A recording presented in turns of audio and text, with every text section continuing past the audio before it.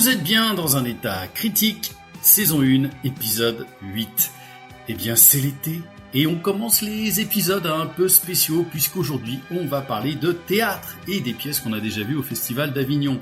Alors, au programme, entre autres, Trésor national, 1100 jours, Cléopâtre, Ariane, un pas avant la chute, un soupçon d'amitié, une bonne bière, le manuel de la jeune mariée et peut-être bien d'autres spectacles qu'on vous conseillera fortement.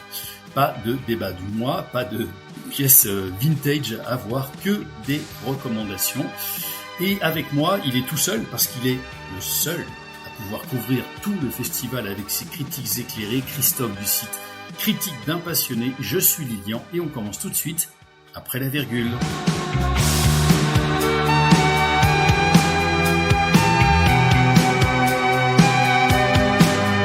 Avant de commencer, si vous aimez ce podcast, n'hésitez pas, abonnez-vous, Spotify, Deezer, Apple Podcast, PodCloud, on est partout, vous nous mettez les 5 étoiles et c'est que de l'amour. On est aussi sur Facebook et sur YouTube, abonnez-vous là aussi. Salut Christophe. Bonjour tout le monde et très content de faire ce podcast spécial Festival d'Avignon. Eh ben écoute, moi je suis très très heureux de t'avoir parce que bon, faut quand même savoir, Christophe, toi t'as un métier et t'as un site qui depuis maintenant quelques années, tu vas voir entre 50 et 60 pièces de théâtre durant le festival, alors que tu continues de travailler, parce que bon, faut dire aussi que tu habites à côté d'Avignon. Je crois comprendre que ton site, là, il est en train d'exploser en ce moment aussi, non ? Le site, c'est la deuxième année du site parce qu'avant on n'avait que les réseaux sociaux et oui, là, le fait que ce soit la deuxième année consécutive, c'est en train de vraiment exploser au niveau des visites et des pages lues et oui, ça fait plaisir parce que je me dis que je fais tout ça et que les gens vont lire. J'ai des retours des gens qui apprécient ce que je vais voir. Il y en a sûrement aussi qui doivent me suivre parce qu'ils détestent ce que je vais voir, un peu comme moi et le masque et la plume. Et voilà, mais je me dis que si je peux aider à ma petite échelle les gens à aller découvrir des spectacles, c'est devenu une passion. Partager sa passion, ça fait toujours plaisir. Et surtout, c'est alors toi, t'as pris un parti, c'est de ne jamais vraiment parler des spectacles que tu n'as pas aimés, ou alors si vraiment ça se fout un peu de la gueule du monde, toi tu parles vraiment que des pièces pour lesquelles tu trouves un intérêt, c'est ça. Il y a pas de raison de mettre des coups de griffe un petit peu facile, c'est ça. Voilà, ouais. Alors concernant le cinéma, je suis un peu plus large. Quand j'aime pas, je lâche vraiment. Ouais, on va en parler, ouais. Au niveau du théâtre, j'ai longtemps hésité parce que au début, j'écrivais quand j'aimais pas. Je me disais que il y en a qui me suivaient aussi pour que je les conseille à ne pas aller voir les pièces et petit à petit, je vais voir tellement de spectacles et je me dis que c'est tellement dur aussi pour les artistes de vendre leurs spectacles. Et mon avis reste subjectif. C'est pas parce que je vais détester un spectacle qu'il n'est pas bon. Et d'ailleurs, à l'époque où j'écrivais, quand je n'aimais pas une pièce, je le trouvais toujours des choses positives parce que c'est rare de tomber vraiment sur un spectacle qui est une purge, surtout au fil des années. Au début, je choisissais les spectacles au hasard et ouais, il y a une fois sur trois, c'était la catastrophe parce qu'il y a 1700 pièces cette année. Sur les 1700 pièces, il n'y a pas 1700 pièces qui sont géniales. Il y a aussi du déchet. Et petit à petit, on finit par connaître les théâtres, on finit par connaître les maisons, les metteurs en scène, les acteurs, un peu comme pour le cinéma. On se laisse aiguiller. Les productions aussi, puis il y a certains Voilà, théâtres qui sont estampillés, qui ont toujours des spectacles, en tout cas dans l'ensemble, de qualité. Oui, moi j'ai à peu près 25-30 théâtres où à chaque fois que je regarde le programme, je commence par eux parce que je sais que leur programme me correspond. Parce qu'il y a, par exemple, je cite très peu comédie, je vais pas aller regarder le programme du Paris qui est, alors sûrement dans le tas, il y a sûrement des comédies qui vont me plaire, mais je sais que la base c'est pas fait pour moi. Mais le Paris fait rempli à mourir les salles. Les comédies, c'est comme au cinéma, ça cartonne. Les gens ont envie de se divertir, de rire. Et tant mieux, il en faut pour tous les goûts. Il y a des théâtres qui vont être plus axés seul en scène. Il y a des spectacles qui vont plus être axés spectacle classique, etc. Il y a vraiment chaque théâtre a sa ligne de conduite. Et donc, une fois qu'on a trouvé des théâtres qui nous ressemblent un peu, c'est plus facile à choisir. Bien sûr. Alors aujourd'hui, c'est pour ça que aussi j'allais dire un petit peu en préambule qu'on ne va pas parler des spectacles qu'on n'a pas aimés, évidemment, parce que alors pourquoi on peut taper sur des films à des moments? Tout simplement parce que c'est pas la même économie que on dise du mal à raison, je pense, de Mission Impossible. Ça n'impacte pas vraiment, à mon avis, la plupart des spectateurs, comme on n'impacte pas vraiment, à vrai dire, avec ce podcast, beaucoup d'avis de spectateurs. Mais simplement, évidemment, l'économie n'est pas tout à fait la même. Et puis, c'est plus sain aussi, je trouve, de davantage mettre en lumière des spectacles, alors parfois un petit peu perfectibles, mais sur lesquels, en tout cas, on a plutôt envie que les gens aillent, plutôt que de prendre 5 minutes pour dire c'est vraiment de la merde, c'est mal fait, c'est malin. Et voilà, de toute façon, pour trouver des mauvais spectacles à Avignon, il y a aussi certains théâtres qui savent très très bien le faire. Et pareil, je citerai pas de nom. Alors nous, on va commencer tout de suite et en faisant un petit big up à notre ami Florian, qui est aussi critique parmi nous, mais qui cette année ne peut pas, puisque pour le coup, il est aussi au Festival d'Avignon. Il a 2 pièces de tête, tu me dis si je me trompe, il a Sherlock Holmes et Al Capone, c'est ça? Oui, c'est ça. Et voilà, c'est des spectacles familiaux. Si vous avez envie d'aller voir des spectacles familiaux bien ficelés, et puis surtout d'aller admirer le talent extraordinaire de notre ami Florian Maubert, et voilà, c'est là-bas qu'il faut absolument aller, parce que voilà, c'est des spectacles qui sont carrés, qui savent ce qu'ils vendent, et voilà, ça marche vraiment très très bien, en tout cas pour la famille. Et on fait un petit bisou aussi à Olivier, avec qui je ferai d'autres podcasts, un petit peu de virgule cet été, que vous pourrez suivre petit à petit. Alors, on commence tout de suite, mon cher Christophe, comme d'habitude. C'est toi qui vas nous donner les petits pitchs. Je te propose de commencer par Trésor National. Alors ça se passe au Théâtre Actuel à 10h sauf les mardis. C'est une pièce de Victoire Berger-Perrin. À l'aube de sa mort, une icône du cinéma turc contacte sa fille, avec qui les contacts ont été rompus, afin qu'elle lui écrive un discours funèbre pour ses funérailles. Elle accepte à contre-cœur et se replonge dans un passé sombre qui lui aura volé son père. Alors, c'est une pièce que Victoire Berger-Perrin a adaptée d'un roman, je crois assez connu, dont j'ai pas l'auteur en tête, et je crois qu'elles ont été, ils sont 3 à l'adaptation de la pièce, et Victoire a donc effectivement mis en scène. Qu'as-tu pensé de ce spectacle? Alors ça a été mon tout premier spectacle du off et pour le coup ça a été une bonne manière d'ouvrir le spectacle, le festival. Ça nous plonge dans la Turquie des années 60 à 80, c'est en se concentrant donc sur cette actrice turque.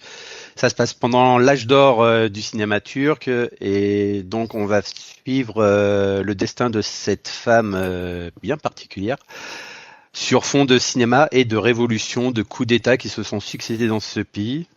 Et j'ai été assez scotché par la qualité des costumes et le nombre des costumes. C'est rare de voir un niveau aussi haut au festival. Et surtout, moi, c'est Julie Cavana.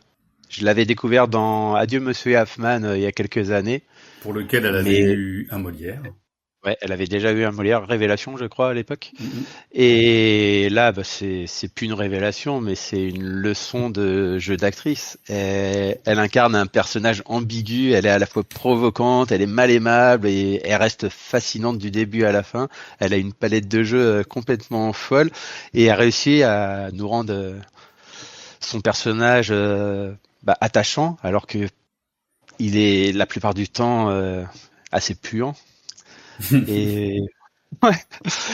Et puis oui, le fait que ça mêle la petite histoire de cette femme à travers la grande histoire du cinéma et de la révolution, il y a un vrai mouvement de révolution. Il y a tout un côté révolutionnaire avec tous les combats qu'ils ont fait dans le pays pour la liberté pendant toutes ces différents coups d'État, les dictatures. Et donc ouais, c'est vraiment plus qu'un personnage de femme, c'est aussi une ode à la liberté, j'ai trouvé.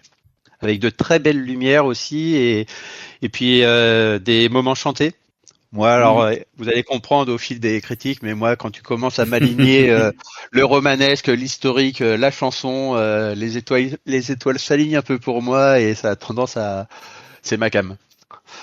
Alors le roman, j'ai retrouvé pendant que tu nous donnais ton ressenti, c'est un roman de Sedef Esser. Voilà, j'ai trouvé le nom alors je sais pas si c'est une auteure ou une autrice, et l'adaptation elle est signée Victoire Berger-Perrin, Laure Loaec et Benjamin Pena-Maria. Voilà, je suis comme ça, j'ai tout le casting devant moi. Moi, j'ai trouvé que c'était un très beau spectacle aussi. Évidemment, on ne va parler souvent que de Julie Cavana, qui est, en plus d'être une actrice exceptionnelle, elle est sculpturale sur scène, comme tu dis. Les costumes sont magnifiques. Il y a des très très belles lumières aussi. Ça joue vraiment bien, dans l'ensemble. Moi, j'ai été très très touché par le personnage de sa maquilleuse. Alors on l'apprend très vite, je déflore aucune intrigue, mais qui est une transsexuelle dans cette Turquie des années 60, je crois. C'est absolument génial. Je me suis même dit j'aurais même encore voulu plus. Alors je crois que le comédien qui joue, pardon, je crois que c'est Zinan. Je suis désolé si j'écorche, si j'ai un petit peu oublié son nom, qu'il m'excuse. Mais il fait une performance aussi qui est merveilleuse, et justement, c'est lui aussi qui va chanter, qui a une voix superbe. Moi je me suis senti très très touché par effectivement par cette complicité entre c'est Ezra, Zaman, le trésor, qui va avoir donc le titre de trésor national qui est offert par la Turquie, qui a été créé visiblement spécialement pour elle. Si on dit des bêtises, bien sûr, je pense que l'équipe et Victoire nous corrigera. Mais voilà, c'est vraiment un très beau spectacle. Alors c'est un très beau spectacle classique. Et qui dit classique ne veut pas dire chiant ou mal fait. Bien au contraire, moi je préfère largement des spectacles classiques faits de cette manière-là, c'est-à-dire c'est carré, c'est vraiment beau, c'est vraiment travaillé jusqu'au bout, que certains spectacles qui veulent vraiment jouer sur la forme, qui veulent nous apprendre, révolutionner en permanence la façon de faire du théâtre, et qui n'y arrivent pas. Celui-ci, c'est vraiment une pièce de théâtre. D'un grand classicisme, mais qui est vraiment très très bien rondement mené. Et pour dire aussi que on est vendu par personne, on a le droit de faire des petits bémols sur chacun des spectacles qu'on verra, même si parfois on n'a pas forcément de bémol. Moi, c'est vrai que cette relation entre sa coiffeuse et elle, pour moi, j'en voulais plus. Je me suis même dit, j'ai l'impression que si on avait eu presque la narration donnée par sa confidente, et on parlera de confident dans un autre spectacle plus tard dans cet épisode, ça aurait été peut-être pour moi encore plus grand. Mais c'est encore une fois un très beau spectacle qu'on vous recommande vraiment vraiment fortement. Et pendant que j'y suis, je vais dire, la scénographie c'est Caroline Mexme. Pardon encore une fois si j'écorche les noms. La musique et les sons c'est Katrina Fotinaki. Les costumes dont on a parlé c'est Shusha Nabello Tchepachian. Encore une fois c'est terrible, peut-être que je suis en train de massacrer des noms. Et Denis Schlepp à la lumière, les vidéos Mathias Delfo. Voilà. Et un petit détail qu'on n'a pas abordé, parce que c'est aussi avant tout une romance, l'histoire, Oui, avec bien une sûr. triangulaire amoureuse. Mm-mm. Et je trouve que le duo qu'elle forme avec c'est Pierre Ancis, qui joue le rôle d'un photographe, ça marche du tonnerre. Leur duo fonctionne à merveille. On croit à leur amour dès le début. Et en plus ça arrive très très vite, leur amour. Peut-être trop vite, mais la pièce aurait duré 3 heures. Mais on y croit dès le début. Par contre, j'ai moins été convaincu avec la relation avec le deuxième. J'ai du mal à comprendre le pourquoi du comment elle s'attache autant à ce personnage qui est encore plus horrible qu'elle. Mais oui, le personnage est ambigu et donc oui, ça va avec la personnalité de cette femme qui ne correspond pas à la mienne. Mais ouais, la relation amoureuse, c'est vraiment une romance, cette histoire. Et puis, alors, il faut aussi peut-être dire que parfois, par rapport à Avignon, on est pour les gens qui ne connaissent pas et qui écoutent ce podcast, dans Avignon, parfois on a des formats et c'est des formats de temps. Parfois, on doit rentrer dans un format qui est celui d'1h15 ou 1h20.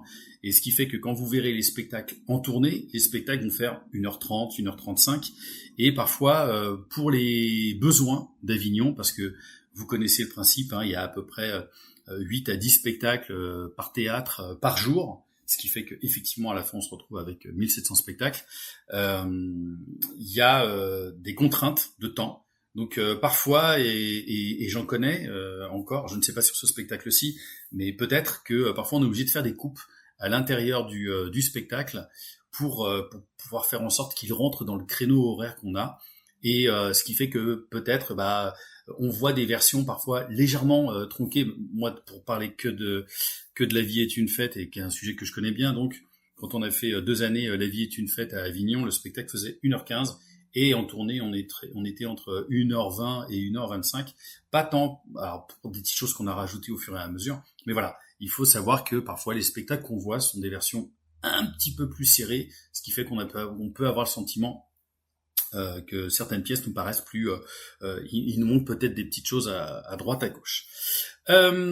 Alors, une fois qu'on a vu Trésor National, qu'est-ce qu'on se dirait d'aller se prendre une bonne bière ? Bien vu. Bien vu. Donc, une bonne bière, ça se passe à 16h au théâtre du Roi René. C'est dans la salle de la Reine et c'est tous les jours sauf le mercredi. C'est une pièce de Xavier Martel mise en scène par Gilles Direct. 4 frères et sœurs se retrouvent dans la maison de leur enfance pour l'enterrement de leur père. Et il va se passer bien des choses, puisque moi c'est une pièce que j'ai vue l'année dernière, qui était au Cabestan. Alors je l'ai pas revue cette année. Ils sont 4 dans la distribution. Il y a l'auteur Xavier Martel, il y a Gilles Direct, le metteur en scène, et il y a Marie Lecam et Jérémy Malavo, que je connais bien puisqu'il a joué dans un grand nombre de mes pièces. En tout cas, de ce que j'avais vu moi l'année dernière, c'était une pièce qui m'avait plu parce que c'était une comédie en bonne et due forme, avec des personnalités vraiment très très bien marquées, tenues par un quatuor, je dirais assez costaud, vraiment. C'est vraiment quatre très beaux comédiens. Et puis il y a la personnalité de Gilles Direct, qu'on retrouve de spectacle en spectacle, avec cette espèce de décalage qu'il a exceptionnellement naturellement. C'est une espèce de Jean-Pierre Léaud du comique. Jean-Pierre Léaud qui avait toujours ce décalage dans le jeu. Et Gilles Direct, c'est pareil, mais en comique. Et puis voilà, autour de lui, effectivement, Marie Lecam, Xavier Martel et Jérémy Malavo interprètent des personnages aussi hauts en couleur. C'est une jolie destruction familiale autour d'un deuil qui est un petit peu étrange à faire. Et voilà, moi je trouve que c'est un spectacle qui, en tout cas de ce que j'ai vu l'année dernière au Cabestan, fonctionnait très bien. Reste à voir si dans la grande salle de la Reine, ils ont continué à garder cette énergie et cette pêche. Toi, qu'est-ce que tu en avais pensé ? Alors moi, j'avais un peu peur d'y aller Ouais. parce que c'est une comédie et je vais toujours voir des comédies comme je vais toujours voir des classiques à Avignon, mais c'est 2 registres qui souvent me laissent dehors. Et là, une bonne bière, quand je voyais l'affiche avec des lettres jaunes sur fond bleu, ça fait vraiment penser aux grosses comédies populaires du cinéma qui passent à la chaîne et devant lesquelles je ne rigolais pas. Je m'attendais presque à voir cet humour potage qui me fait décrocher des films et du tout, parce qu'on est vraiment dans la lignée de ce que faisait le théâtre du Splendide. J'ai vraiment beaucoup ri. Il y a des dialogues ciselés, il y a un super rythme du comique. Et puis c'est assez malin parce que ça parle de choses universelles, ça fait quand même un petit peu réfléchir. Les personnages sont caricaturaux et ils jouent avec les clichés, mais ils sont vraiment hauts en couleur et les dialogues, les interactions, les pics qui s'envoient, c'est assez jouissif. Et Gilles Direct, son personnage est clairement attachant. Il apporte une touche de tendresse à la pièce. Non, ça a été un beau moment, une belle, bonne comédie qui, je pense, peut ravir un large public. Et je crois qu'ils cartonnent. Là, ils font déjà depuis le début du festival. Alors, j'ai oublié de le dire au début, on est le 11 juillet au moment où on enregistre cet épisode. Ils font déjà des salles complètes. Donc, si vous voulez y aller, que vous êtes sur le festival ou avant même d'y aller, n'hésitez pas à réserver vos places en amont. Que dirais-tu de parler maintenant du manuel de la jeune mariée? Je veux bien en parler, mais je le vois le 25. Ah, toi, tu l'as pas encore vu, c'est vrai. Et non, je le vois le 25. C'est vrai, c'est moi qui l'ai vu. Je croyais qu'on l'avait vu ensemble. Ah, Voilà. Très bien. Tu sais quoi? Moi, Fais-moi envie. Je vais te donner envie. Le manuel de la jeune mariée. Alors, j'ai plus les horaires en tête. Je sais que c'est au Théâtre Actuel. C'est écrit et mis en scène par Virginie Lemoine avec 5 comédiennes extraordinaires sur scène et Stéphane Corbin à la musique. De tête, les comédiennes, il y a Valérie Zacomer, Ariane Brousse, Nouritza Emmanuelian, Chloé Horry et Mathilde Moulina. Voilà, je l'ai fait de tête, hein, vraiment. Le manuel de la jeune mariée de 1957, c'est... alors Virginie m'en avait parlé il y a quelques années de ça. Elle était tombée sur un vrai manuel qui existait, donc 1957, c'est pas si loin. Et elle a décidé d'écrire une pièce de théâtre mettant en scène vraiment le manuel. On peut pas dire autrement. Elle met en scène le manuel. C'est hyper frais. C'est chaud, les couleurs. C'est très très beau sur le plateau. Et alors ce quintet de comédiennes, c'est difficile de trouver plus fort que ces 5 comédiennes réunies qui vont chanter, qui vont danser, qui vont donner aussi des moments très très très très touchants de monologues qui sont vraiment merveilleux. Il faut juste rester accroché les 15 premières minutes. N'ayez pas peur. Dites-vous, vous en faites pas. Laissez passer ces 15 premières minutes sur lesquelles vous allez vraiment prendre aussi du plaisir. Et au moment où vous allez vous dire, ah, est-ce que c'est tout du long comme ça? Hop, il y a quelque chose qui arrive et qui fait que votre attention va rester très tendue tout du long du spectacle. Voilà, c'est très beau, c'est très touchant. C'est aussi du féminisme en creux, comme c'est si bien le faire Virginie Lemoine. Voilà, c'est très intelligent, c'est pensé jusqu'à la dernière virgule, c'est pensé sous-pesé dans les lumières. Les musiques de Stéphane Corbin sont très très très très belle. Il y en a une spécialement celle de fin que vous allez retenir. Les 5 comédiennes chantent vraiment à la perfection. Et puis petit clin d'œil quand même à Chloé Horry qui fait une composition de personnages extraordinaire, qui a du mal à bien lire ce manuel et qui est d'une drôlerie mais tout en finesse. Voilà, c'est un spectacle très fin, très touchant et très drôle à la fois. Voilà, c'est vraiment à mon sens à ne pas louper. Je t'ai donné envie? Oui, mais alors j'ai déjà très envie. Je suis un grand fan de tout ce que fait Virginie Lemoine. J'adore. Il y a toujours de la tendresse et de la poésie dans ses pièces.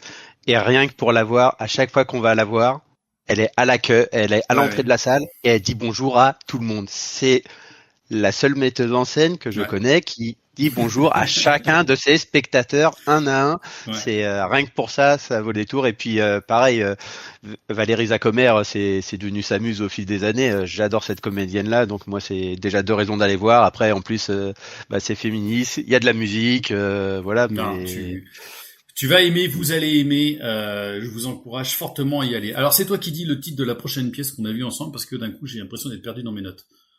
Alors, nous allons passer à Cléopâtre. Très bien, allez, vas-y.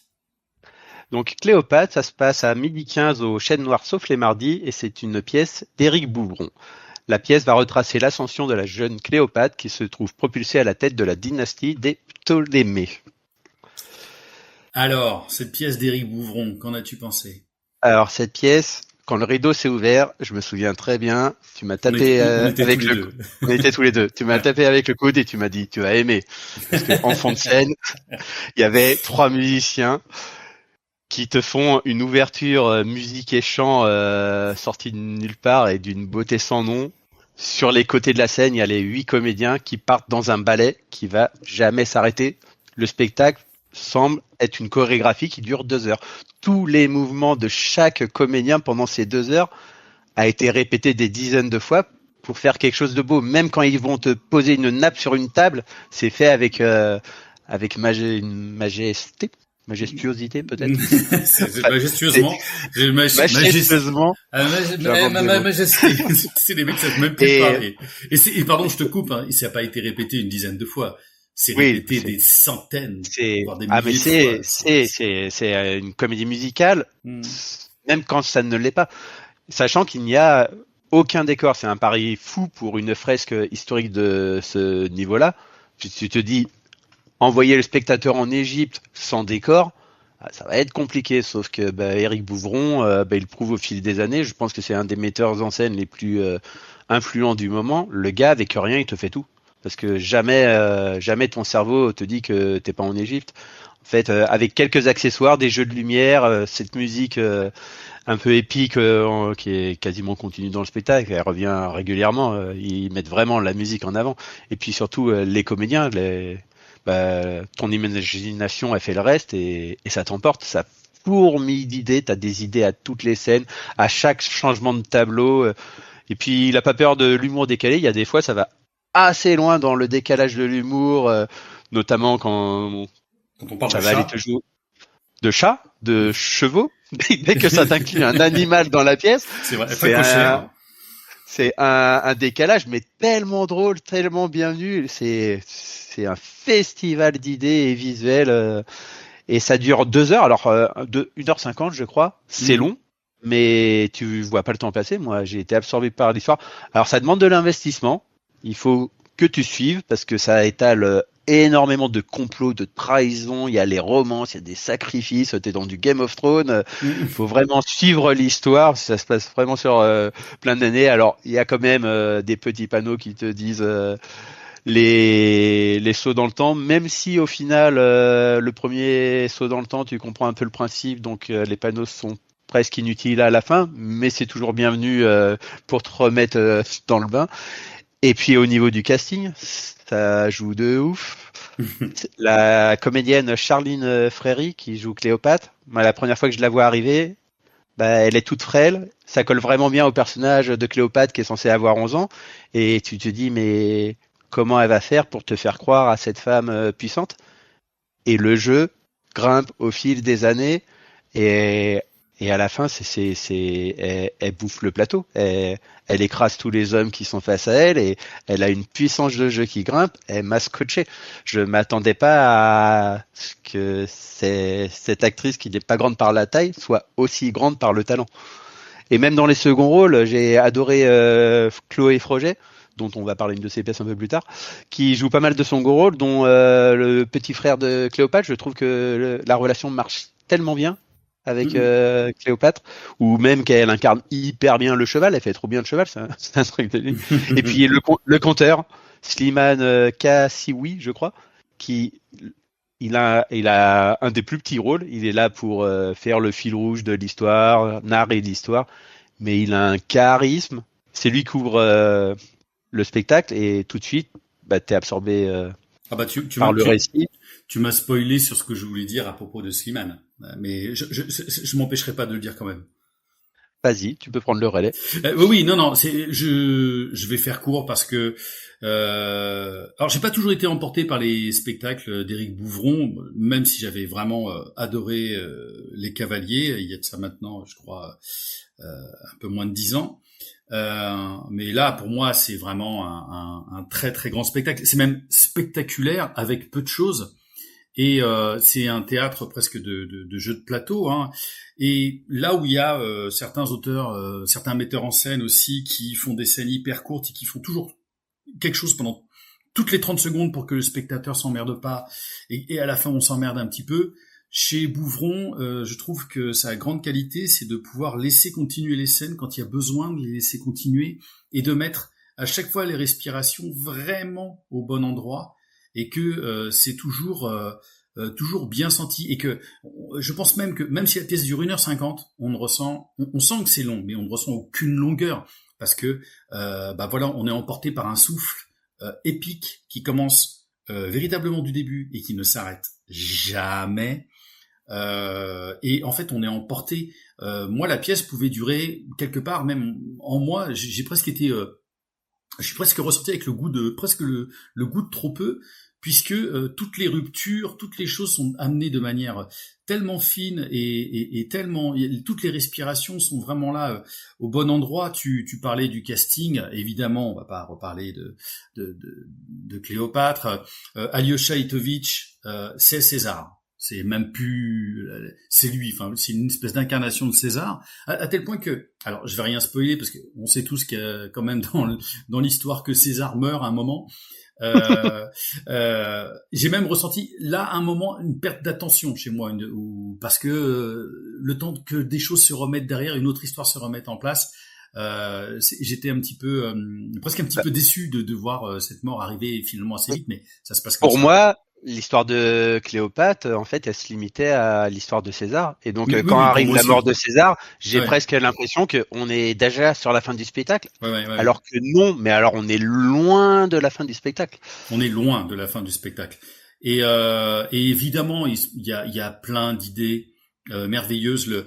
Les trois, je crois que c'est deux musiciennes et un musicien qui sont en fond de scène, font des musiques très très belles. Même si la toute dernière musique, enfin, il y a une espèce d'ambiance à un moment où j'ai trouvé peut-être un peu folk, où je suis sorti. Alors, je suis pas sorti véritablement, mais on sent bien de toute façon dans l'envie de Bouvron de ne pas faire, de ne rien utiliser de costumes qui seraient plus ou moins égyptiens. Voilà, César n'est pas non plus drapé comme César.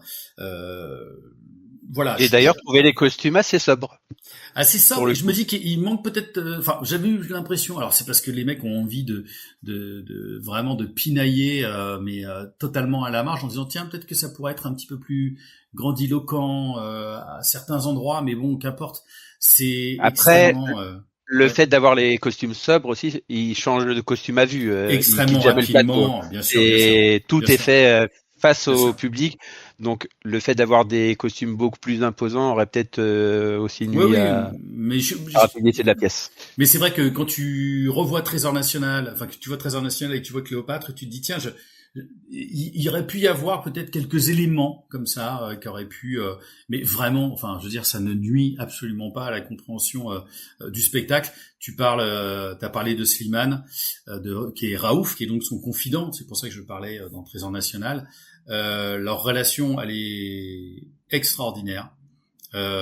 Slimane, en plus d'être un comédien exceptionnel, le mec est beau à mourir.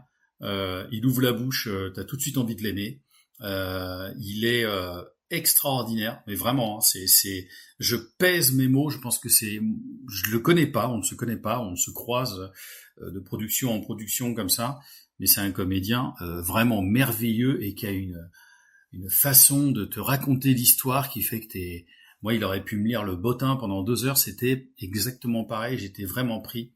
Voilà, très très très très très beau spectacle dans ce très beau théâtre du Chêne Noir, dont l'accueil n'est pas forcément avec le plus souriant, mais qu'importe, les presque 2 heures que vous allez passer dans cette salle, c'est 2 heures avec lesquelles vous allez repartir, et je pense que c'est une des choses les plus importantes qu'on vient chercher au théâtre, à ne pas consommer, à de pouvoir repartir avec quelque chose.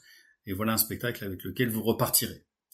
Et si vous voulez le voir au festival, dépêchez-vous parce que il Ouais, a le succès qu'il mérite et il ne reste que 4 jours où il y a de la place. Les 4 derniers jours du festival, tout le reste c'est complet.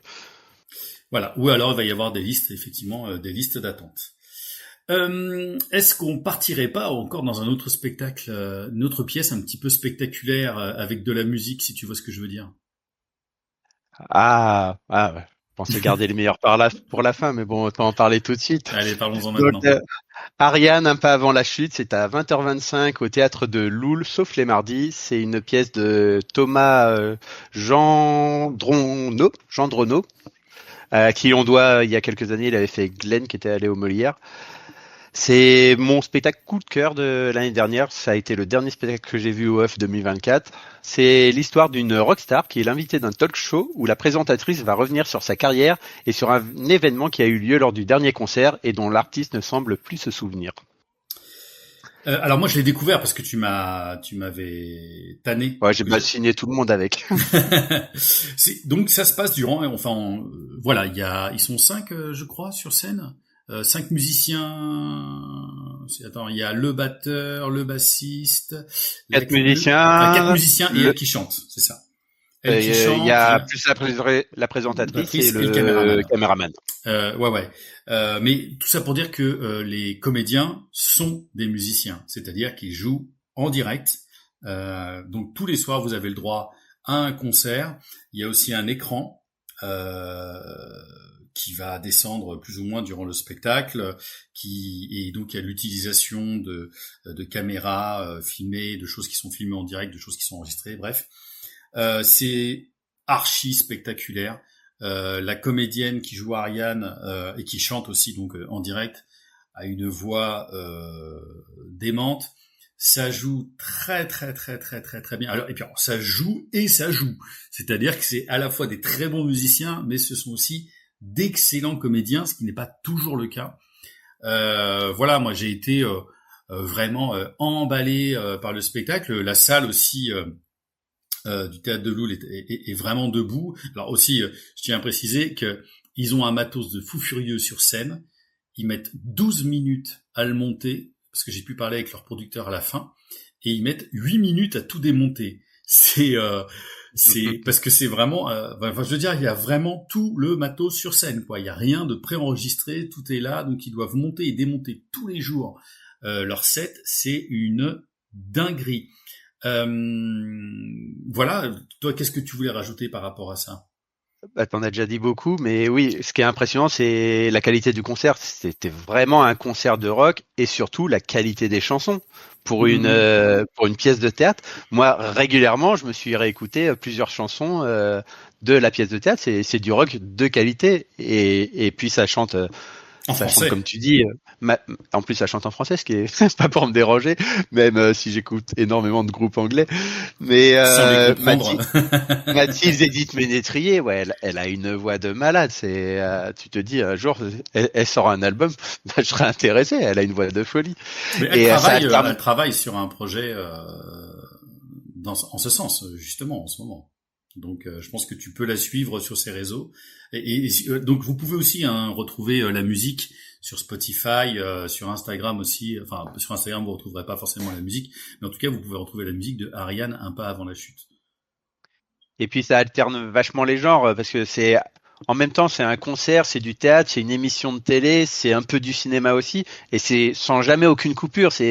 Tu passes du théâtre, hop, d'un seul coup t'es dans l'émission de télé, c'est en raccord, c'est pareil quand tu reviens sur les scènes de répétition, etc. C'est hyper fluide.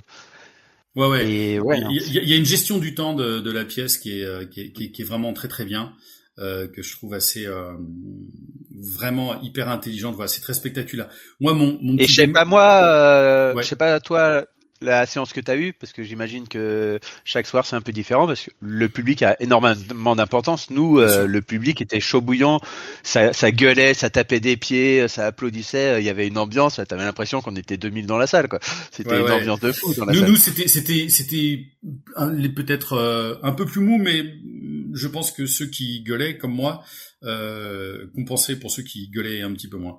Mais voilà, moi mon petit bémol, parce que c'est bémol pour un spectacle, pour un concert, je dirais c'est que d'un point de vue écriture, même si je trouve qu'il y a une scène magnifique entre la chanteuse et celle qui s'occupe des claviers à un moment qui est une scène qui est extrêmement bien écrite, en tout cas en termes de dialogue, j'ai trouvé que ça pouvait être un petit peu fragile, un peu plus fragile pour moi dans la dramaturgie, parce que on voit très vite quand même où est-ce qu'on va aller.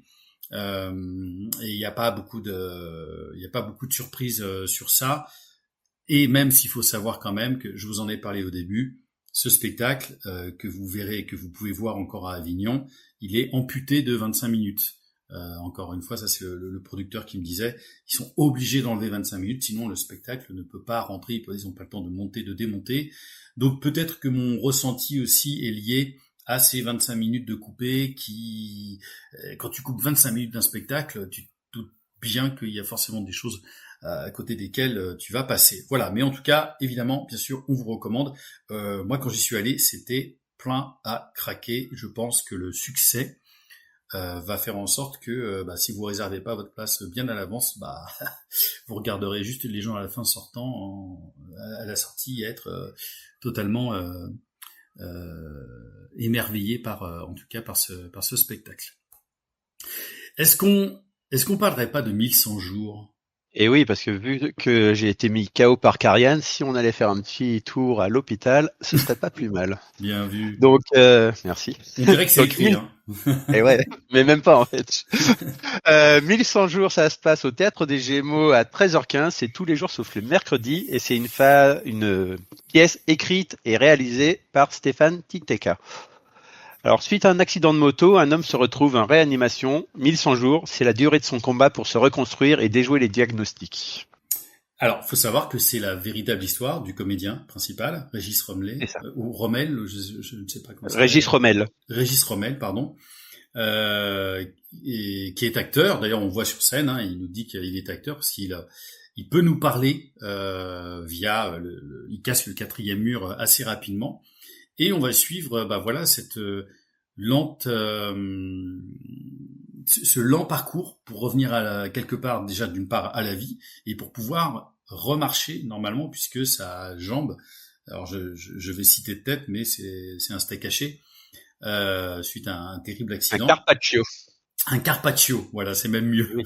Donc, toi, tu as vu le spectacle, je crois. Je l'avais vu en avant-première. Toi, tu l'avais vu en avant-première. Donc, qu'est-ce que tu en avais pensé? Et le côté qui marche beaucoup dans la pièce, et Stéphane a choisi de pas en faire un biopic classique et qui aurait pu être un pur drame vu le sujet, et il choisit de raconter ça avec de l'humour et de la poésie. C'est une pièce qui a énormément de décalage.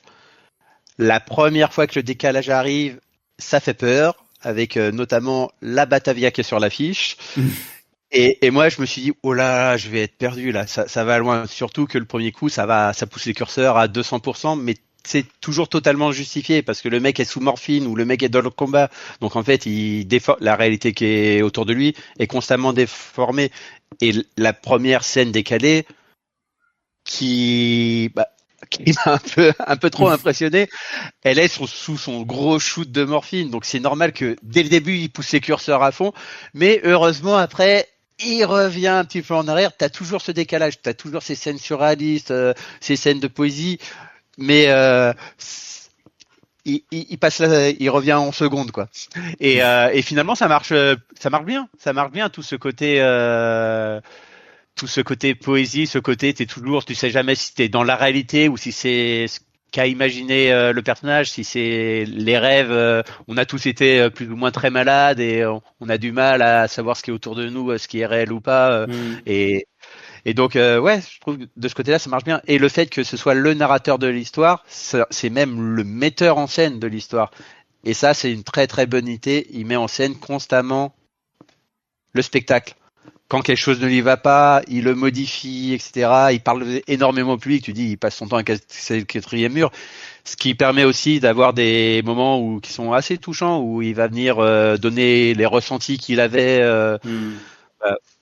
aux différentes étapes de sa reconstruction.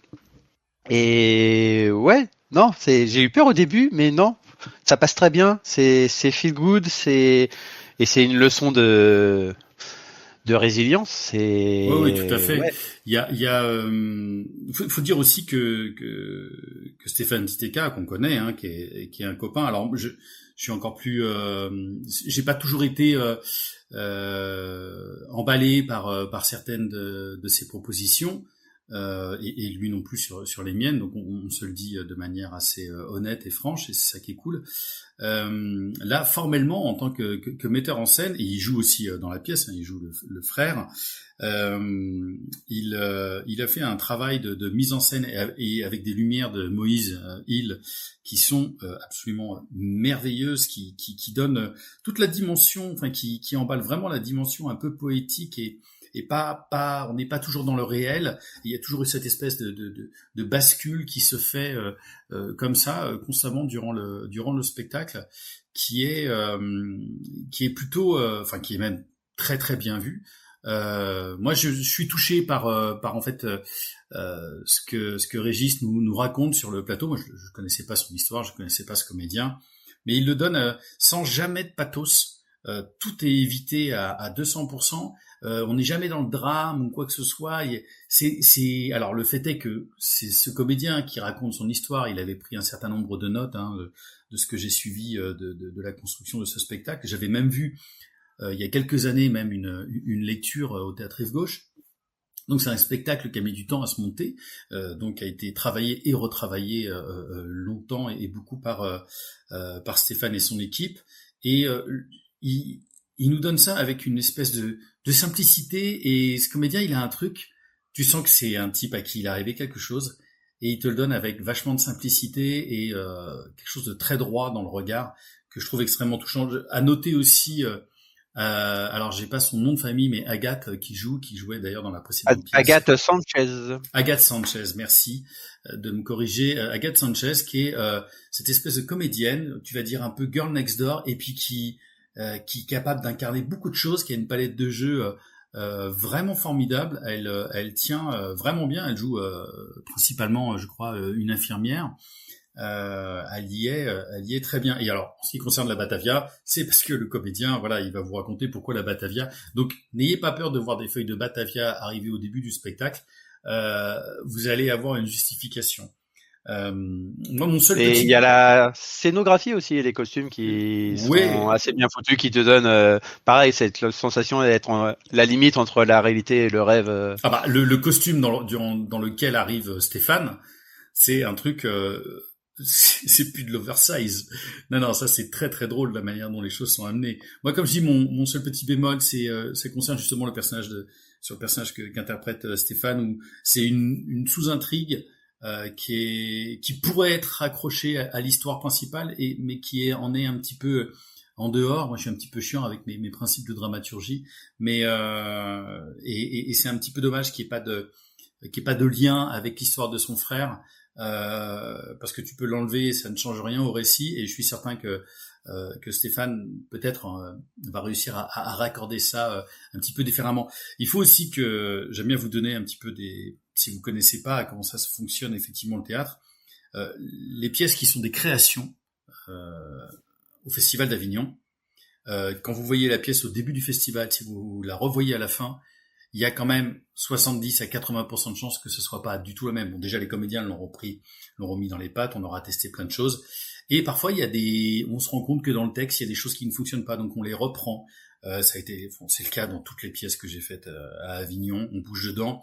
Allez parler à Didier Caron et de son dernier spectacle À l'avenir, en parlant avec Bruno Pavio, un de ses comédiens, il disait, bah voilà, il a déjà changé un texte entre la version que tu as vue et celle-là, il me demande de répéter. Enfin, voilà, donc c'est aussi, il y a un petit côté parfois, alors difficile, hein, de faire le laboratoire durant le Festival d'Avignon, mais sachez que ça existe aussi de retravailler ces pièces durant le festival. Voilà, on a des retours, on est tous les jours dessus. À la fin de chacune des représentations, bah, vous voulez aller voir les comédiens, le metteur en scène, ils vous disent tous, ah, je peux pas, là il y a les notes. C'est-à-dire c'est le metteur en scène qui vient donner les notes aux comédiens, et quand le metteur en scène est aussi l'auteur, sachez que voilà, il y a toujours une heure ou deux après le spectacle où c'est encore une fois le spectacle. On termine là, je crois, avec Un soupçon d'amitié, c'est ça ? Un soupçon d'amitié, 17h40 au Théâtre Actuel sauf le mardi. C'est une pièce écrite par Philippe Froget et mise en scène par Chloé Froget. Nous sommes en Argentine en 1961. Un couple reçoit la visite d'un mystérieux visiteur venu leur faire des révélations troublantes sur leur meilleur ami. Eh ben, je vais commencer et je vais te spoiler tout de suite, parce que tu me l'as fait avec Slimane. Ariane Brousse est une comédienne démente, t'auras le droit de le dire aussi, mais Ariane Brousse, faut savoir qu'effectivement elle enchaîne le manuel de la jeune mariée et juste derrière Un soupçon d'amitié. Elle y est tout simplement impériale. Je te laisserai trouver les autres adjectifs. Voilà une super pièce qui pour moi ne souffre quasiment d'aucun défaut. J'ai même pas envie de dire l'espèce de petit bémol que je pouvais avoir, parce que c'est vraiment ça servirait vraiment à rien. On peut avoir le sentiment que ça va être dans ce classicisme dont je parlais pour Trésor National, qui encore une fois est très bien, mais Chloé Froget, dans son travail de metteuse en scène, elle est capable d'avoir 1000 trouvailles, d'avoir une gestion du temps sur le même plateau ou d'avoir une scène qui se passe à la fois au présent, au passé. Je vous en dis pas plus. Les décors sont superbes. Sur le plateau, ça joue extrêmement bien aussi. Voilà, c'est 4 comédiens de feu et évidemment on note tous Ariane parce qu'elle est dans le personnage un petit peu plus central. On va bien évidemment parler de traque de nazis, mais c'est une pièce qui donc c'est la petite histoire dans la grande histoire. C'est une pièce magnifique. Très très très très émouvante. Moi, je pense que c'est une des pièces qui m'a le plus engagé en termes de émotionnellement, comme je me suis engagé aussi émotionnellement dans Trésor National euh, avec la coiffeuse. Et là, j'ai été pris vraiment tout du long. Je trouvais que c'était un spectacle réalisé et on sent que c'est vraiment travaillé avec énormément de minutie.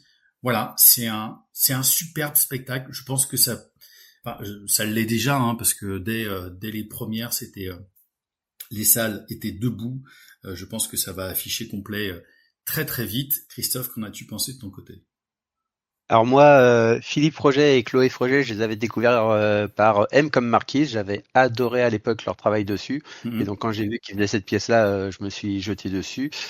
Et bah ouais, c'est du très grand théâtre. Je me souviens quand je suis sorti de la salle, j'ai croisé trois dames qui marchaient dans la rue et qui sont arrêtées devant moi, qui m'ont demandé vous venez de voir quoi comme pièce? Donc je leur ai dit un soupçon d'amitié. Pourquoi? Et elles m'ont répondu parce que on voit dans vos yeux que vous avez été chamboulé. Et donc elles m'ont demandé Mhm. de leur parler de ce spectacle. Donc j'ai parlé à vif en sortant Mhm. parce que oui, l'histoire m'a bouleversé. Et c'est un polar, c'est un thriller psychologique. C'est hyper intense. La tension monte vraiment crescendo. On est avec ce couple. Tout au long de la pièce, les masques tombent et ça joue avec nos convictions.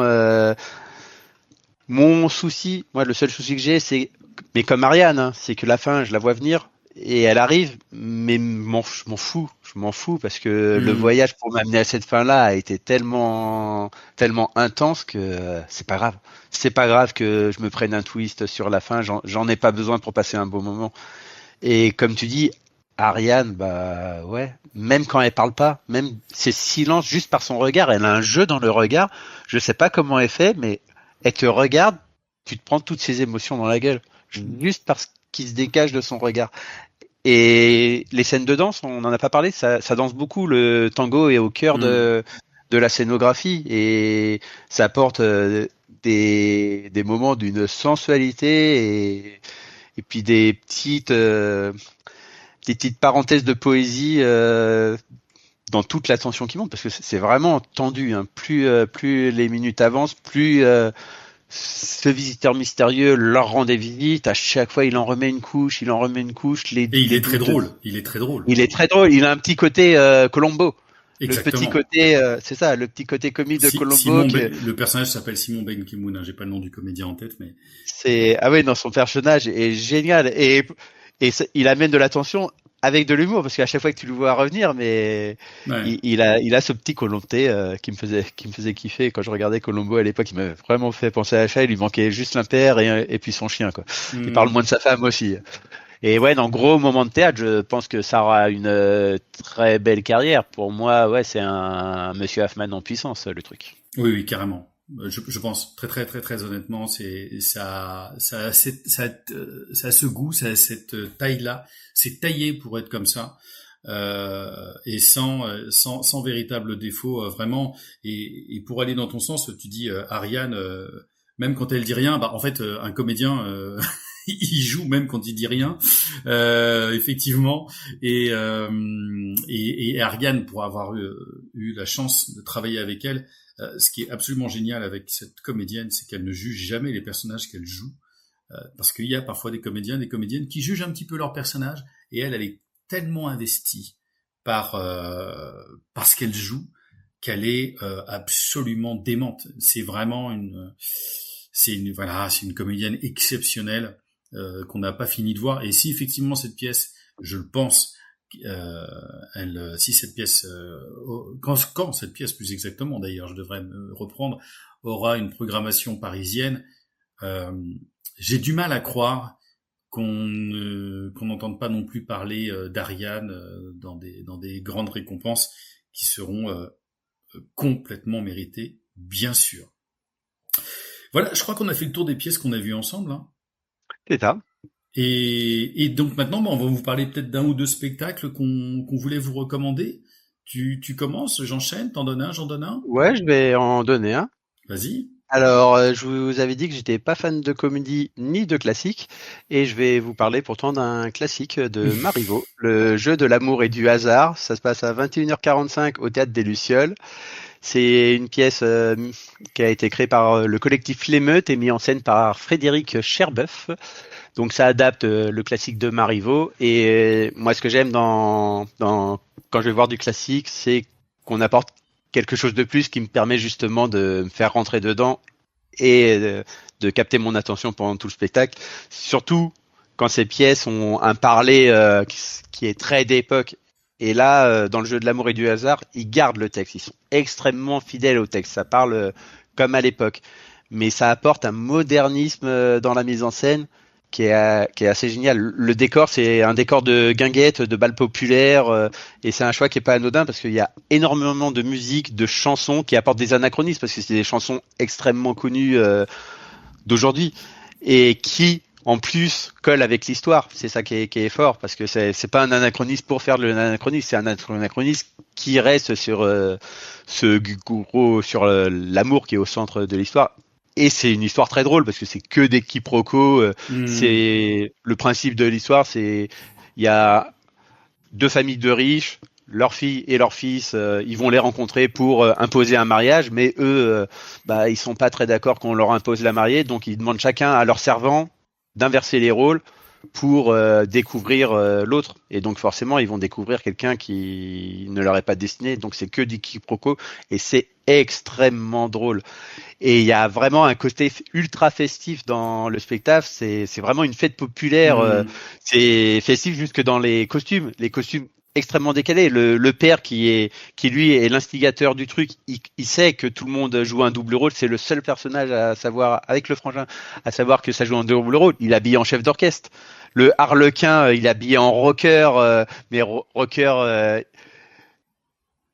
over the top, c'est du David Bowie puissance 1000. À chaque fois qu'il arrive sur scène, c'est la crise de rire par ses mimiques, ses gestuels. Il est génialissime tellement il est décalé. Et la Lisette, elle arrive carrément en robe de mariée. C'est du décalage what the fuck. Ils vont retourner le plateau, mais vraiment dans tous les sens du terme. Et ouais, c'est un très bon moyen de découvrir du classique. Et ça reste extrêmement fidèle au texte et à l'histoire. De ce côté-là, il n'y a pas photo. Au point que là, ce week-end, je vais aller voir, ils font un deuxième spectacle et les illusions de perdu, c'est ça? Oui, les illusions perdues. Ouais. De Corneille. Et pareil avec une remise au goût du jour. Et de ce que je comprends, c'est que ça met le cinéma au cœur de la pièce. Donc forcément, j'ai trop envie de voir ça. Ouais. C'est pas les illusions perdues. Les illusions perdues, c'est pas du tout ça. C'est l'illusion comique. Comique. Oui, Pardon. c'est l'illusion comique. Tu me fais dire des ouais, je vous ai dit. moi, et le classique. Hein. Bon, moi, je vous conseille très fort, de manière très forte, Michael Hirsch. Le nouveau spectacle de Michael Hirsch, je sais que tu vas aller le voir, qui s'appelle Il y a de la joie. C'est au théâtre des Lucioles, c'est à 11h50. Voilà, c'est à 11h50. C'est son troisième seul en scène, Michael. J'ai pu le voir en avant-première parce qu'il l'a fait au Lucernaire. Et puis c'est surtout un spectacle qu'il a tourné beaucoup cette année, histoire de le peaufiner. Donc il arrive vraiment avec une création, mais qui a déjà bien bougé, qui a déjà été vraiment rodé. Le spectacle est vraiment super parce qu'en gros, Michael s'est donné 1 an pour apprendre la joie de vivre. C'est le défi qui s'est lancé. Tout ça sur fond de grossesse de sa femme. Et En fait, si vous avez vu Pourquoi, si vous avez vu Je pionce donc je suis, vous allez voir, vous allez retrouver évidemment quand même entre guillemets le personnage de Michael entre entre une espèce de Woody Allen et alors j'allais dire Pierre Richard, mais il n'est pas maladroit à ce point-là, mais il peut être un peu maladroit parfois dans les mots. C'est son écriture là, elle est arrivée à un niveau de d'intimité très très forte. C'est un spectacle vachement touchant.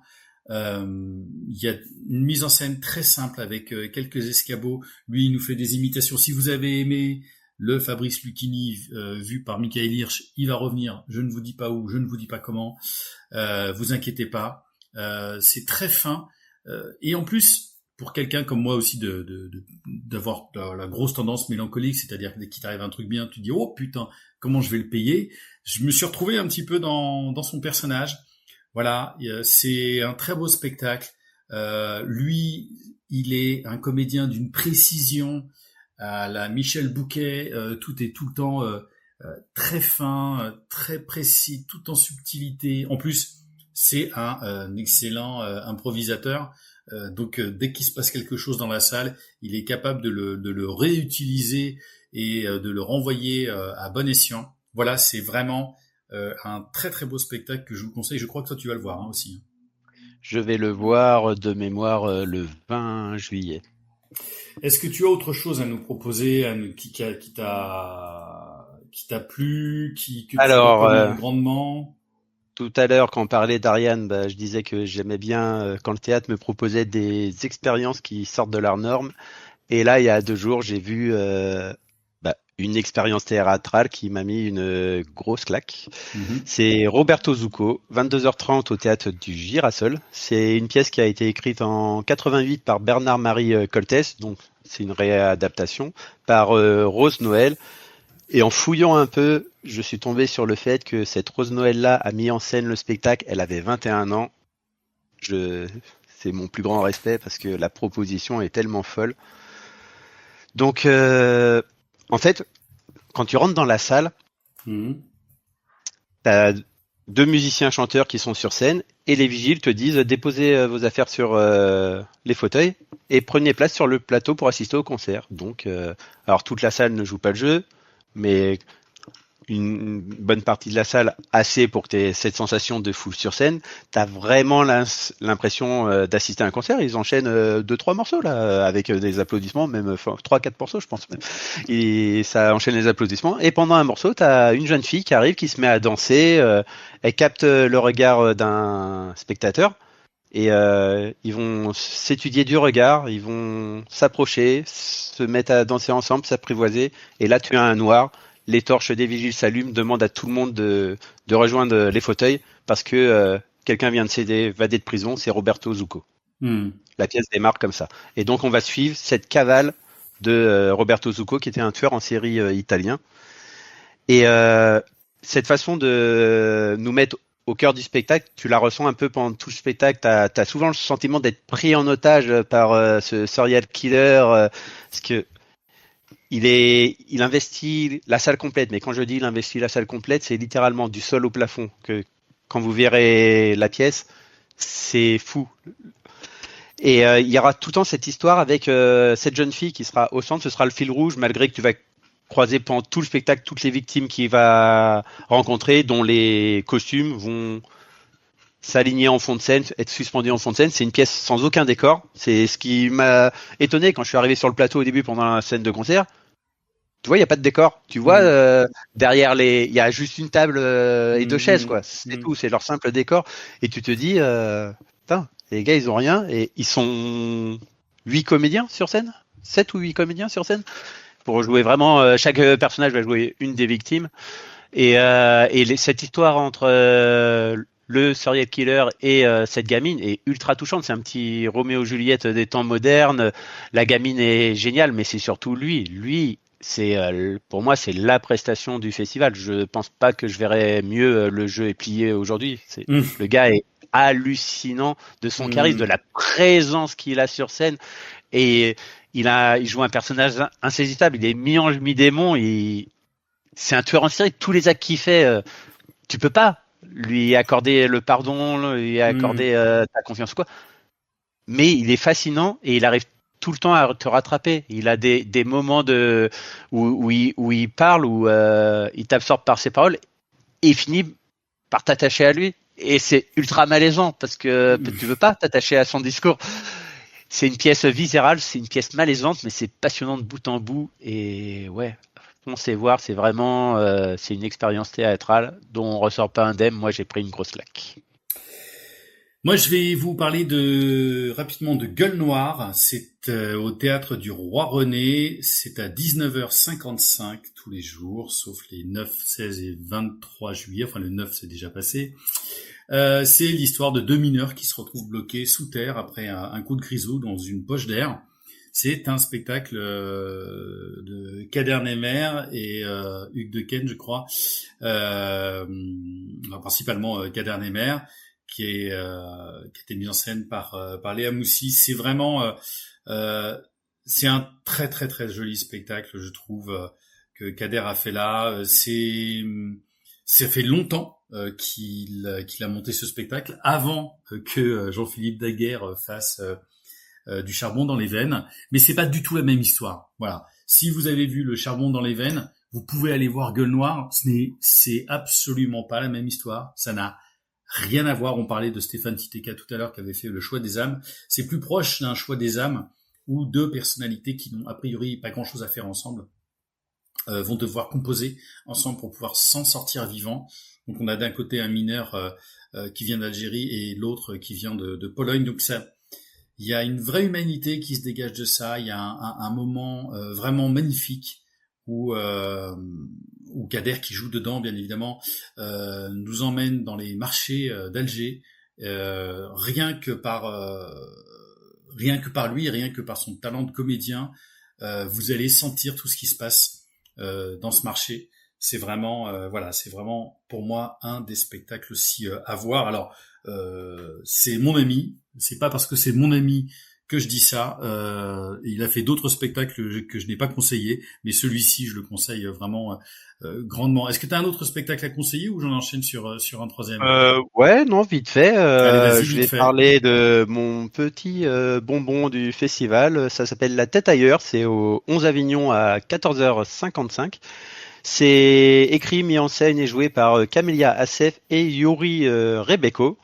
Et c'est une comédie musicale. Et dont ne serait-ce que le pitch, c'est d'une ingéniosité sans nom. C'est une jeune femme, on comprend pas pourquoi, la pièce justement va nous l'expliquer. Elle a un souci, elle a l'air d'aller bien dans sa vie, sauf que elle se retrouve avec quelque chose qui devient une malédiction. Elle entend les pensées des gens dans sa tête en chanson. Ce qui lui cause un gros souci. Et ce qui amène énormément forcément de côté comique, parce que forcément ce que pensent les gens, c'est pas forcément des choses qu'elle a envie d'entendre. Et les styles musicaux sont extrêmement variés. Les chansons restent vraiment en tête. Alors ça joue pas mal des fois avec le cliché des comédies musicales qui n'auront pas les mélodies les plus folles du monde, mais c'est l'enfer parce que ça te décroche plus. Les paroles sont extrêmement fines parce que c'est à la fois drôle, mais c'est souvent de l'humour cynique. Il y a une scène où elle entend les pensées de ses parents, mais c'est génialissime parce que c'est tellement, tu te dis, il y a tellement de parents qui pensent à ça de leurs enfants, mais qu'osent pas de leur dire. C'est très léger comme pièce et c'est aussi très profond parce que quand arrive vraiment le sujet réel de la pièce, ça pique un peu. Ça pique vraiment un peu beaucoup même. Et les deux jouent très bien, aussi bien dans le jeu que dans le chant. Alors bon, si vous n'aimez pas les comédies musicales, n'y allez pas. Hein, ça chante, je pense que le spectacle doit durer 1 heure, ça doit chanter 40 minutes. Hein, ça chante vraiment beaucoup. Il y a tout un passage parce que la pièce, elle est chez son psy en fait, et donc elle va beaucoup parler à son psy. Et c'est en parlant à son psy qu'elle va reparler de son histoire, etc. Et que tout va s'enchaîner. Les scènes du psy sont tellement à mourir de rire, c'est tellement du génie. Je sais pas si vous êtes allé voir un psy dans votre vie, il y a de fortes chances. c'est tellement ça. Et non, c'est un une vraie grosse surprise parce que j'y suis allé un peu par curiosité, juste par mon amour pour les comédies musicales, et c'est le même genre de surprise que j'avais pris avec Paul et Virginie il y a 2 ans. C'est extrêmement inventif. Foncez. Et ben moi je terminerai par une pièce à laquelle que je suis allé voir simplement parce que je connaissais le créateur Lumière et le titre me faisait très peur. 5 étages vers la transcendance et c'est à 14h45 au théâtre du Rempart. C'est de John Patrick Shanley. Alors si vous ne le connaissez pas en France c'est normal parce que il n'est pas bien connu en France, mais c'est simplement une rosta. C'est un mec qui a gagné un Tony Awards, qui a gagné un Oscar, qui a bossé entre autres avec Meg Ryan, Tom Hanks ou Meryl Streep. Donc c'est un sacré auteur. C'est mis en scène par John Pepper et il y a 3 comédiens sur scène dont alors j'ai pas leur nom, je crois que c'est Christiana Toth, William, je ne sais plus comment et j'ai perdu le nom du dernier. Voilà, c'est même une production américaine, voilà, carrément une production américaine qui vient à Avignon. Il faut savoir que le spectacle se joue dans les 2 langues. Si je dis pas de bêtises, j'essaie de chercher en même temps. Voilà, en français, vous pouvez voir ce spectacle les vendredis, samedis, dimanches et lundis, et en anglais, ça joue les mardis et mercredis avec des relâches les jeudis. Pourquoi ? Parce que les 3 comédiens sur le plateau sont parfaitement bilingues. Alors moi je l'ai vu en version française et j'avais très envie de le voir aussi pour le coup en version anglaise. C'est 5 pas scénettes on va dire, mais c'est 5 grandes scènes quand même qui c'est vraiment à l'américaine. Alors pourquoi je dis ça vraiment à l'américaine ? C'est parce que déjà ça joue extrêmement vite, ça joue les répliques se mordent les unes derrière les autres. Ça joue de manière extrêmement organique. Donc la comédienne principale joue beaucoup de son corps aussi. C'est extrêmement impliqué dans le jeu. Les garçons ne sont pas vraiment en reste non plus. Voilà, c'est 5 scènes qui sont autour des rapports homme-femme. Alors une fois qu'on a dit ça, on n'a pas dit grand-chose, mais c'est difficile d'en parler. Il y a la deuxième scène qui est une scène de cauchemar qui se passe en 5 étapes et à la fois terrifiante et à la fois tordante de rire. Ça joue vraiment bien et c'est écrit au scalpel. On sent qu'il y a voilà, pour le coup derrière, quand t'as vraiment un mec qui sait écrire comme ça et encore une fois dans des sujets un peu complexes, voilà, on sent que c'est écrit avec l'amour et le sens du rythme. Voilà, c'est vraiment, je conseille. N'ayez pas peur du titre, qui fait flipper. 5 étages vers la transcendance au théâtre du Rempart. On a fini. Je peux faire une petite dernière. Allez, vas-y, fais-en une rapide. Alors, une petite dernière, c'est parce que le Festival d'Avignon, c'est pas que du théâtre, c'est aussi des spectacles de danse. Et donc, je vais vous proposer un spectacle de danse qui s'appelle Éclat de vie. C'est un spectacle qui a la chorégraphe, c'est Nadine Marquet, et ça a été mis en scène par Christophe Chapuis, qui est devenu ultra populaire grâce à son Une vie sur mesure. Si vous n'avez pas vu Une vie sur mesure, c'est génial. Ça fait 15 ans que ça tourne, ça fait 15 ans que c'est complet au Festival d'Avignon. Foncez, mais on est là pour parler du spectacle de danse. Et donc tu vas avoir 6 danseurs qui vont interpréter différents tableaux qui vont tous représenter des travers des hommes. Et ce qui est génial dans ce spectacle, c'est que ça raconte quelque chose. Chaque tableau raconte une histoire. Chaque tableau, c'est un petit court-métrage avec un début, une fin et avec des styles musicaux très différents. Tu vas aller du classique à l'électro, des styles de danse extrêmement différents, tout le temps sur des danses de groupe. C'est vraiment, il se passe quelque chose sur scène. T'as un truc sur quelqu'un qui arrive à son travail, qui se retrouve avec ses patrons qui le surchargent de travail, sur le burn-out et compagnie. T'as une scène sur le couple qui est d'une poésie sans nom et qui est à la fois terrible, parce que toutes les histoires sont sombres, c'est vraiment les travers de l'humanité. Et puis il y a ce final, un final qui est une idée d'Eugénie. Je ne vous le spoilerai pas bien sûr. Et quand à la fin qui vient, ouais, le spectacle prend tout son sens et c'est très très très beau spectacle de danse. C'est aussi de la danse, il y a aussi du cirque, il y a des concerts, il y a de la musique, il y a un peu de tout au Festival d'Avignon. On a souvent tendance à penser c'est que le théâtre, mais c'est loin d'être que du théâtre. Et quand on voit des spectacles de danse de ce niveau-là, il faut y aller. Eh ben, merci pour tout ça, Christophe. Voilà, on a fait plus long que d'habitude parce qu'on est des passionnés. On aime essayer de de vous donner envie et de faire ces retours. Alors très humbles, hein, on essaye en tout cas avant tout, de faire ces recommandations sur ces spectacles qu'on a vus. Toi, Christophe, tu vas encore voir plein d'ici la fin du mois. Oui, j'ai encore une dizaine de jours de programmés. Oui, donc ça fait quelques spectacles. C'est ça. Encore une fois, si on veut te suivre, c'est sur Facebook, c'est sur ton site Critique d'un passionné, c'est ça? C'est ça. Et t'as des grandes attentes? Alors j'ai pas mal de grandes attentes. J'ai le Malade imaginaire de Tigran Mekhitaryan. J'ai failli le voir cette semaine, mais il y a eu un petit souci d'organisation. J'ai pu faire rentrer mes amis dans la salle. Je n'étais pas en condition pour voir le spectacle. Je n'y suis pas allé. Tout le monde a trouvé ça génial. J'avais adoré ce qu'il avait fait avec son Don Juan l'année dernière. Ça a l'air d'être dans la même lignée, donc j'ai envie de voir ça. J'ai envie de voir le Grenier de Babouchka, je suis tout ce qu'ils font. Ils ont un Marius de Pagnol, ils en font l'adaptation. Ils ont aussi le Chant des Lions de Charlotte Madzev qui parle de la chanteuse qui a créé le Chant des Partisans. Ça a l'air d'être historique, le chant, la romance, tout ce que j'aime. On en a parlé de TF plus haut. Shoot, Shut. C'est le nouveau spectacle des deux comédiennes qui avaient créé Les Mots Bleus, qui avait fait son petit effet il y a 2 ans. Et donc elles arrivent avec leur nouveau spectacle où là elles sont 4 sur scène. Je crois qu'il y a 2 hommes, 2 femmes sur scène.